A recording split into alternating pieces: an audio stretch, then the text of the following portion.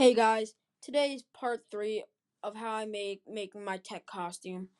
So today I'm going to be covering how I made my legs.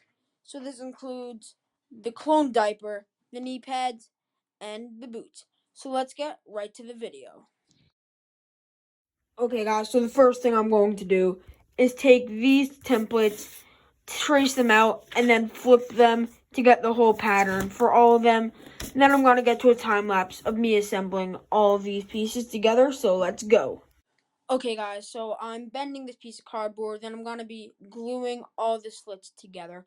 It is very hard, so I do have to end up using tape to hold them together. Otherwise, they will just keep ripping apart. So you might need to do this when you make the butt plate.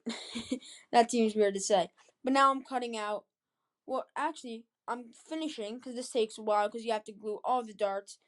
And then eventually, I'm happy with the shape, so I cut off all the extra darts and then attach a piece of cardboard at the back to make it the shape I wanted to. This is definitely one of the pieces I will be spackling at the end. So for the front plate, for the little bend piece, I have two pieces of cardboard that go together that bend different directions to give the illusion I want.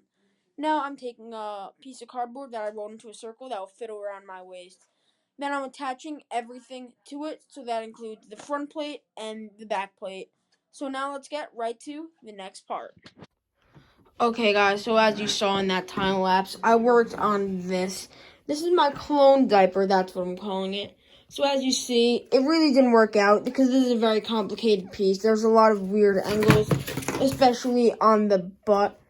As you see, it doesn't look that pretty, but this is definitely one of the pieces we're going to need to spackle. But one of the next pieces is the knee pads.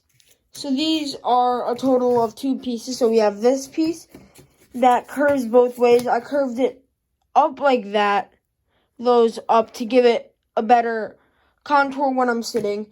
All I'm going to do, glue this down, cover the corrugation, add a strap. So we're going to do that in a very fast time lapse. Okay guys, so I already covered the corrugation for the small piece, so I'm gluing it down. Then I'm taking strips of cardboard that I'm going to use for the eventual strapping. It wasn't big enough, so I had to make it a little bigger with some extra cardboard, closing them shut, making sure they fit, and then moving on to the boots. Okay guys, so for the boots, I have these pieces of cardboard that have a little curve cut into them that they're going to fit with the knee pads really well.